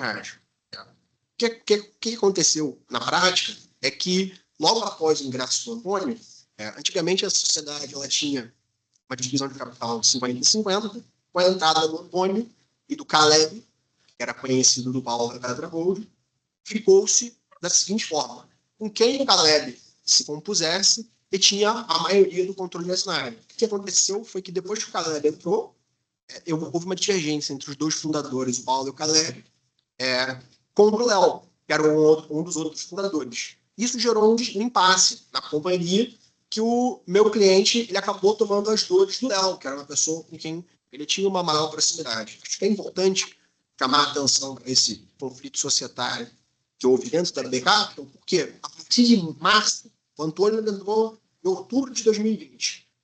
Em março de 2021, houve um chat que já se sinalizava que se gostaria de se alijar o Léo, que até então ele tinha um cargo equivalente ao Paulo na administração. O Antônio, que era minoritário, tomou o lado do Léo, ele tinha 45% da companhia, e os ânimos eles se acirraram num ponto em que, em 31 de maio de 2021, o Antônio recebeu uma notificação dos outros sócios dizendo que ele não poderia mais frequentar as dependências da companhia, que, no mês de junho daquele ano, ele acabou sendo destituído, por maioria, do cargo que ele ocupava de diretor de tecnologia da AB Capital. E por que eu chamo a atenção de todos esses eventos? Porque no mesmo dia em que o Antônio foi afastado da administração da diretoria, houve a aprovação da 4ª, 5ª e da 6ª emissão de debêntures, que foram objeto dessa acusação, que se giram em torno da acusação de operação fraudulenta. E o Antônio ele votou contra, à época. O Antônio, ele à época, ele achava que o estado de animosidade entre os sócios já não teria como dar prosseguimento à sociedade e não fazia sentido, na visão dele, fazer mais uma emissão de debêntures. Isso ele votou contra. E de 10 de 2006, falando tudo com base aqui na minha tabela, em diante, o Antônio estava afastado, os sócios eles se processaram, os remanescentes, então o Paulo e o Caleb, eles entraram com uma ação na justiça estadual, que é o que eu chamo de conflito societário, e houve uma reconvenção. E como a companhia ela ficou acéfala no conflito entre todos os dois blocos que existiam à época, o juízo nomeou um administrador judicial, que durante um período de mais ou menos 9 meses, ele absorveu. Então, onde eu quero chegar? Da fundação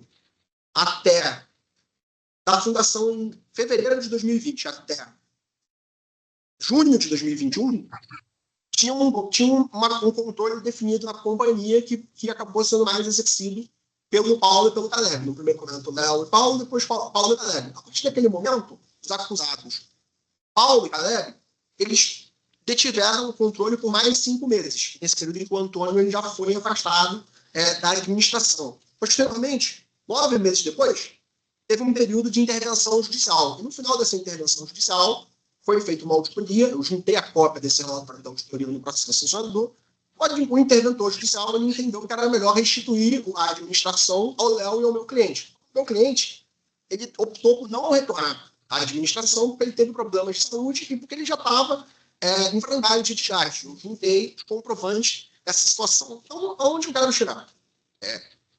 Seguramente, com a entrada do meu cliente em 30 de 10 de 2020, ele não participou nem dos planos da companhia e nem da assinatura das emissões de debênture. Então, da primeira, terceira. Depois, em 10 de 6 de 2021, quando foram aprovadas a 4ª, 5ª e a 6ª emissão de debênture, o seu cliente votou contra. Ele estava afastado da administração desde então. Mas eu acho que isso é para explicar. Apesar do Antônio ser formalmente acionista da companhia, ele até já ingressou com a ação de dissolução parcial, ele entrou com essa ação depois de apresentar a defesa aqui na CVM, ela está pendente de julgamento, mas o objeto dessa ação é a exclusão dele sem pedido de apuração de haveres. Ele só quer ser excluído porque ele não consegue mais dialogar com os outros sócios. Feita esse introito, o que eu gostaria de falar em relação às questões preliminares e ao mérito que, de certo modo, se confundem. Quando a CVM ela encaminha os ofícios eles foram causados por uma denúncia. E essa denúncia ela está muito ligada também ao aumento das proliferações de reclamação do Reclame Aqui, aquela plataforma. Além das denúncias que foram feitas na CVM com problema que tinha na plataforma. Eu quero chamar a atenção. A primeira reclamação que foi feita no Reclame Aqui, também foram juntadas no processo, ela data de setembro de 2022. Isso quer dizer que a primeira reclamação de problemas da AB Capital aconteceu quase 1 ano e 3 meses depois que o Antônio estava afastado da administração e ficou completamente alisado. E o que aconteceu? Quando a CVM ela começou a encaminhar os ofícios, ela mandou ao todo 5 ofícios. E desses 5 ofícios, 4 deles eles foram direcionados à AB Capital, a sede da AB Capital. Então, o Antônio, que não tinha mais uma comunicação com os sócios, ele não foi informado desses ofícios. Por outro lado, o último ofício, 5º ofício da CVM, que foi endereçado pessoalmente ao Antônio na casa dele, ele foi endereçado para onde o Antônio residia na época da formação da AB Capital, que era na casa dos pais dele. Esse ofício, inclusive, se olhar no correio, volta como frustrado. Ele mudou-se. Por que eu estou falando isso? Porque foram apresentadas preliminares de nulidade, de inflação na fase de inquérito. E, assim, eu estou muito mais dentro dessa narrativa, não para enfatizar a nulidade em si, mas para justificar o porquê, na minha defesa, a gente falou sobre isso. Eu acho que que não, o Antônio data bem entende que ele não teve a oportunidade de prestar esclarecimentos. Mas o que eu procurei fazer na defesa? Ao invés de me basear num pedido de intimação que foi recebido do pai, eu apresentei junto para a defesa o documento 25, que me parece são os esclarecimentos do Antônio. Ele respondeu no documento 25, junto da defesa, ele responde a todos os questionamentos que a CBN fez em relação à participação dele, que ele poderia informar. Eu acho que ele é de extrema importância. Então, quando eu verifiquei no relatório, alguns trechos da tela do relatório do presidente disponibilizados, eles mencionam parte desses esclarecimentos que foram prestados. Então, eu estaria tranquilo com relação a isso, mas estou explicando a razão pela qual as preliminares elas foram suscitadas e também eu procurei não me basear a defesa em função disso, mas prestar os esclarecimentos que estavam ali. O que é mais relevante, que eu acho que o Antônio, apesar de ser administrador e acionista, ele não responde objetivamente pelos problemas da companhia. A alçada dele é eminentemente técnica. Quando eu falo eminentemente técnica, ele realmente integrava as atividades da companhia que eram feitas pelo comercial com a capacidade dele. Então, ele fazia gráficos, calculadoras, ele ajudava, questões de controle interno. Ele não tinha uma dimensão da atuação comercial. Isso pode estar corroborado até na própria apresentação institucional da Capital, porque o Antônio ele era diretor sem designação específica. Mas lá ele é apresentado como um diretor de tecnologia. Então, eu estou explicando qual era a participação dele. Então, ele tinha, na verdade, ele era muito mais um auxiliar de back-office de luxo, com um cargo de diretor, do que propriamente um player na dinâmica da administração. E onde que eu quero levar... O Antônio não entregou nenhum tipo de elemento de acusação para ele não fazer parte da estratégia comercial, ele fazia uma integração de sistemas. Na verdade, o Antônio era uma pessoa que prestava uma rigidez num projeto de uma fintech, de um banco digital, porque ele realmente sabia fazer essa integração de sistemas. Eu acho que os pontos que eu gostaria de chamar a atenção é que no conflito societário é até importante destacar que o próprio administrador judicial, quando ele sugeriu, quando o Antônio fosse restabelecido a administração, ele fez uma auditoria nas contas do Antônio e ele verificou que, como havia um impasse com o administrador judicial, ele concluiu que os únicos administradores capazes e idôneos para tocar a companhia de uma maneira mais correta, inclusive ele faz algumas acusações mais fortes nesse relatório a alguns dos acusados, ele fala que o Antônio seria um dos únicos que teriam um interesse realmente de fazer uma coisa realmente sólida, uma coisa que realmente fosse benéfica para a companhia.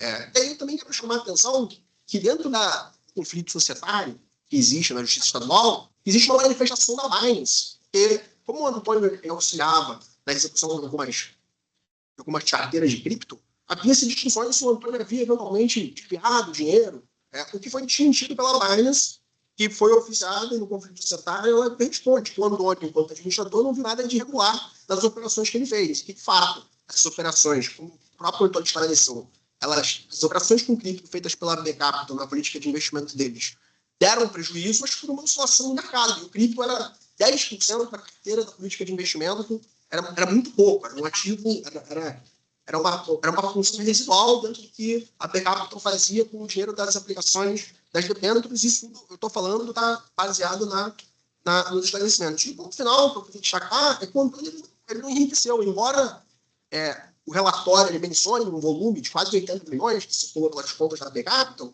tem chamado a atenção que, na verdade, o Antônio ele ficou formalmente na administração da companhia durante 7 meses, que foi de outubro de 2021 até junho de 2022. Então, na realidade, esses 7 meses que ele ficou, quando ele entrou na companhia, a companhia já estava com o exercício dela praticamente pronto para aquele ano. Então, ele teve pouco ingerência sobre o que aconteceu no ano da entrada dele. E ele saiu precocemente na metade do ano seguinte. Então, a capacidade dele de ter uma visualização do que aconteceu, ainda mais do que aconteceu após a captação da quarta, da quinta e da sexta emissão de debêntures, é realmente de luta, porque ele, de fato, ele ficou afastado. E os valores que foram pagos ali, pelo que eu verifiquei com o meu cliente, ele disse que foi o pró-labore dele. Ele ganhava um valor de 10 mil líquido e a variação daqueles 80 mil dentro do período de 7 meses era o pró-labore que ele ganhava como diretor de tecnologia. Eu queria chamar a atenção da CBN, e já ensinando, os próprios esclarecimentos dele, o Antônio, ele se coloca, ele não se opõe que, eventualmente, se fosse necessário, a verificação dos registros bancários dele, de que ele não enriqueceu, que realmente ele se colocou, inclusive, à disposição, além dos esclarecimentos, de comparecer na autarquia e ser coletado o depoimento dele. Então, por todos esses fatores, esses esclarecimentos, eu defendo, proponho a absolvição do Antônio nesse processo. Agradeço a atenção de todos. Agradeço ao nobre colega que fez uso da tribuna. Passo a palavra à nossa representante da Procuradoria.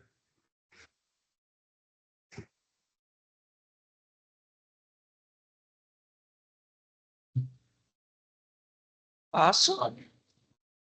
Posso falar? Por gentileza. Boa tarde a todos os presentes, membros do colegiado e advogados de defesa.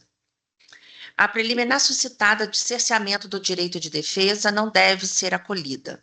O acusado possui total domínio sobre os fatos narrados na acusação, assim como as infrações que está sendo responsabilizado, tanto que contestou todas as provas produzidas na peça acusatória.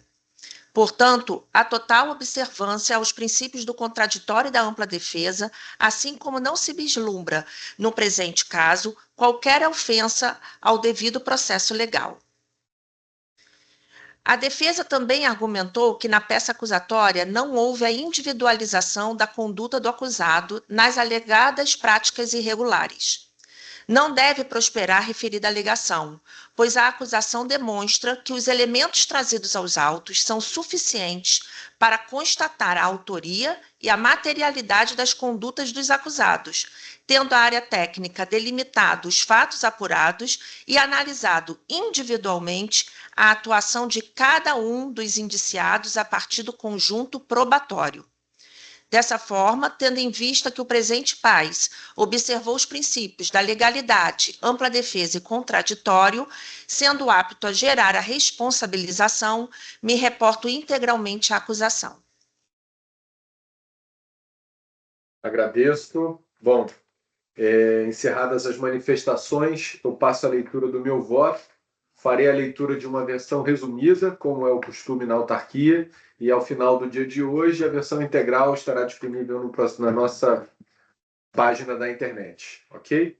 Bom, trata-se de PAS instaurado pela SRE em face da Bicapital e seus sócios para apurar supostas práticas de 3 ilícitos: oferta pública irregular, operação fraudulenta e embaraço à fiscalização. O processo teve origem num outro processo aqui interno, que buscava apurar uma denúncia que foi formulada. Ficou evidenciado nos autos que teve aqui, de fato, a utilização do site da Bicapital para ofertar oportunidades de investimento. Está caracterizada aqui que houve pelo menos 6 emissões de debêntures destinadas a pelo menos 190 investidores. Eu vou tentar agora passar para uma versão mais objetiva aqui da minha fala. Fim da fase instrutória, a CRE lavrou o termo de acusação que propôs a responsabilização 1. Da Bicapital e dos seus acionistas e administradores, Paulo Paiva e Leonardo Lopes, por oferta pública irregular, por operação fraudulenta e por embaraço à fiscalização. E 2. Os senhores Caleb Cerqueira e Antônio Albuquerque, que eram acionistas, mas não eram administradores, foram acusados apenas de operação fraudulenta.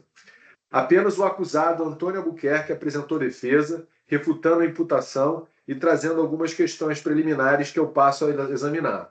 De qualquer maneira, a revelia dos demais acusados não importa em confissão, e a gente aqui segue e observa todas as garantias constitucionais no sentido de permanecer verificando se a acusação atendeu aqui os elementos necessários para a caracterização da materialidade e da autoria. Em relação às preliminares, a primeira suscitada foi suposto vício de intimação. Respeitosamente, eu rejeito essa preliminar pelas razões que constam da versão integral do voto que estará disponível hoje de noite. Outra preliminar suscitada foi falta de individualização das condutas. Novamente, com o devido respeito, essa preliminar não merece acolhida e a gente deixa isso muito claro na versão completa do voto.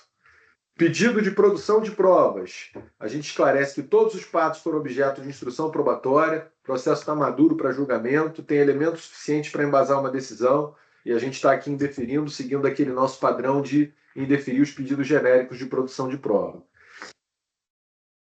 A quarta preliminar é um pedido para apresentação de termo de compromisso. A gente aqui também faz aqui uma contextualização que explica aqui como é que a gente aborda o tema. Passando ao mérito, eu vou examinar um ilícito por vez. Passando pelo ilícito de oferta irregular, as operações em questão consistiam em ofertas de debêntures. Por se tratar de uma oferta pública, tais operações deveriam ser submetidas previamente a registro perante a CVM ou, conforme o caso, dispensadas de registro se cumpridos os pressupostos necessários. A distribuição realizada sem prévio registro ou dispensa na CVM constitui infração grave nos termos da instrução CVM 400, artigo 59. Eu já tive alguns outros julgados anteriores e eu trago aqui a contextualização do porquê que é importante. E aqui a gente demonstra que está materializada a infração e eu passo ao exame da autoria. Entendo que a participação da Bicapital na oferta é incontestável, como está evidenciado nos autos. A companhia é a emissora das escrituras de emissão de debêntures e as páginas da internet e as redes sociais utilizadas deixam seu nome, seu logotipo muito claro. Também assiste razão à acusação quando sustenta que Paulo Paiva e Leonardo Lopes também foram responsáveis pelos atos de distribuição praticados pela Bicapital. Com efeito, os documentos juntados aos autos evidenciam suas contribuições específicas para o cometimento da infração, sendo relevante destacar, em especial, que os acusados eram sócios fundadores e únicos acionistas da Bicapital à época das 3 primeiras emissões de debêntures aprovadas por unanimidade. Paulo Paiva também apresentava-se como CEO da Bicapital, constando inclusive do CNPJ no sistema Infocoff da Receita Federal. Leonardo Lopes apresentava-se como diretor de negócios e financeiro da companhia. Paulo Paiva e Leonardo participaram da celebração das escrituras de emissão na qualidade de representantes da Bicapital. Concluo pela responsabilização tanto da Bicapital quanto dos seus sócios administradores Paulo Paiva e Leonardo Lopes pela realização de oferta irregular. No quesito oferta fraudulenta, eu estou aqui falando de um outro ilícito administrativo e nesse o escopo de acusados é mais abrangente. Além da própria companhia, do Paulo Paiva e do Leonardo Lopes, nessa segunda imputação também foram alcançados os senhores Caleb Cerqueira e Antônio Albuquerque. A realização de operação fraudulenta está tipificada lá no inciso 3 do artigo 2º da Resolução CVM 62, como aquela em que se utilize ardil ou artifício destinado a induzir ou manter terceiros em erro com a finalidade de obter vantagem ilícita de natureza patrimonial para as partes na operação, para o intermediário ou para terceiros, que reproduz o teor do que antes dispunha o item 1 combinado com o item 2, a linha C da Instrução 8 de 1979. Em diversos precedentes, o colegiado da CVM solidificou os seguintes elementos como identificadores da prática de operação fraudulenta: o ardil, a concreta indução e manutenção de terceiros em erro, a intenção dolosa.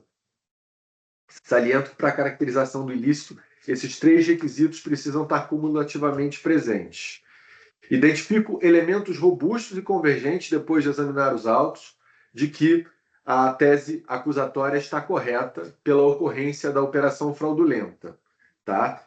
Então, assim, o primeiro objetivo, ressalto que a Bicapital foi constituída em fevereiro de 2020, apenas 3 meses antes da primeira emissão, ocorrida no dia 22 de maio de 2020, que foi sucedida por outras 5 emissões no curto período de apenas 1 ano, com a intenção de captar 60,8 milhões de reais para reforço do capital de giro de uma empresa que supostamente estava girando há pouco tempo.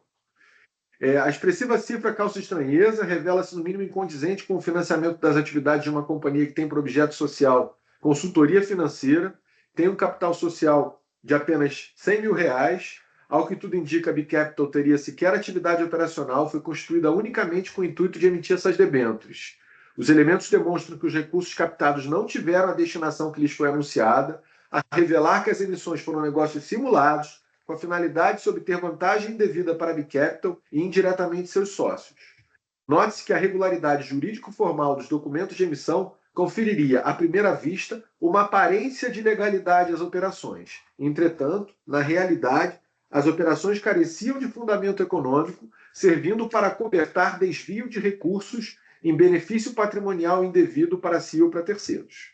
Outro sinal de fraude apontado pela acusação é que parte dos recursos captados na oferta teria sido transferida para o patrimônio pessoal dos sócios na seguinte proporção: 413 mil para Caleb, 251 mil para Leonardo, 181 mil para Paulo Paiva e 83 mil para Antônio Albuquerque.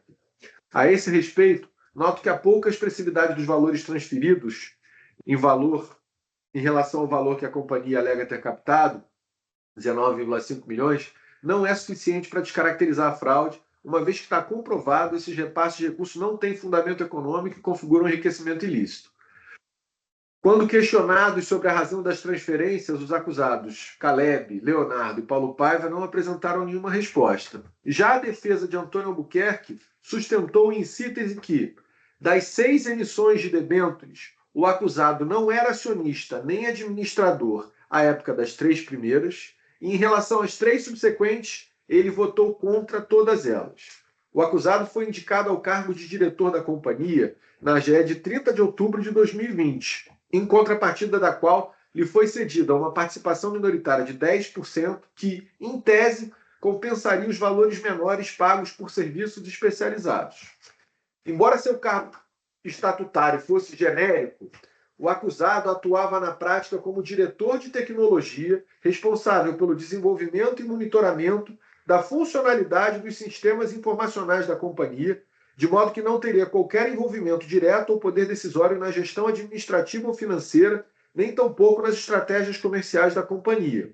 Assim, argumenta, o papel do acusado na dinâmica da companhia sempre se assemelhou muito mais a de um empregado ocupante de um cargo de confiança do que propriamente um executivo ou um acionista relevante da companhia. Em decorrência de conflitos societários com os sócios Paulo Paiva e Caleb, detentores em conjunto de 55% do capital social, o acusado foi proibido de frequentar as dependências da companhia em 31 de maio de 2021 e foi formalmente excluído da administração em 10 de junho de 2021, ocasião em que votou contrariamente à aprovação da 4ª, da 5ª e da 6ª emissão de debêntures, não tendo seu voto, contudo, prevalecido. O acusado alega que tem buscado se desvincular da sociedade desde o início do impasse com os demais sócios, diz que atuou com diligência no breve período de pouco mais de 7 meses em que exerceu o cargo de administrador da Bicapital, entre outubro de 2010 e junho de 2021, sendo certo que não existiram indícios de alerta que justificassem qualquer preocupação sua em relação às debêntures. Estaria ausente o elemento essencial para a operação fraudulenta em relação a ele, que seria o uso do ardil ou artifício, tendo em vista que, como diretor de tecnologia, ele atuava para desenvolver sistemas íntegros que, em tal posição, que tentavam se opor à prática de operação fraudulenta. E ele ainda alega que o montante que ele recebeu de R$83 mil corresponde ao prolabore por 7 meses de trabalho, que responde a um valor bruto de 11.878 por mês. De um lado, eu noto que, ao afirmar que o valor teria sido recebido a título de prolabore pelo exercício do cargo de diretor, Antônio Albuquerque apresenta argumentos contraditórios, ora alegando que a remuneração corresponderia a um salário mensal que está alinhado com o padrão salarial do mercado, ora aduzindo que foi indicado ao cargo de diretor, em contrapartida da qual lhe foi cedida uma participação minoritária de 10%, que em tese compensaria os valores menores. Seja como for, a assertiva, apesar de factível, não veio acompanhada de respaldo documental. Ao contrário, conforme consta da ata da Assembleia de Constituição, realizada em 17 de fevereiro de 2020, a remuneração global anual da administração foi fixada em R$ 1.405, num descaso absoluto com qualquer questão de direito societário, pagamento de executivo, qualquer coisa do gênero. A remuneração simbólica, portanto, não se presta a servir de fundamento econômico para as transferências e é outro indício de ausência de atividade operacional por parte da companhia e do ardil nas emissões das debêntures. Por outro lado, as explicações trazidas pela defesa e os elementos probatórios colacionados me convencem de que Antônio Albuquerque não teve participação direta na fraude. Destaco que o acusado não era acionista ou administrador à época das 3 primeiras e votou contrariamente às 3 últimas emissões, ocasião em que foi inclusive destituído do cargo. O referido acusado tampouco assinou qualquer documento ou escritura de emissão. Ademais, embora seu cargo estatutário fosse genérico, Antônio Albuquerque se apresentava publicamente como diretor de tecnologia, junta documentos mostrando isso. É bastante plausível a alegação de que não tinha ingerência na gestão administrativa ou financeira, nem tampouco nas estratégias comerciais da companhia.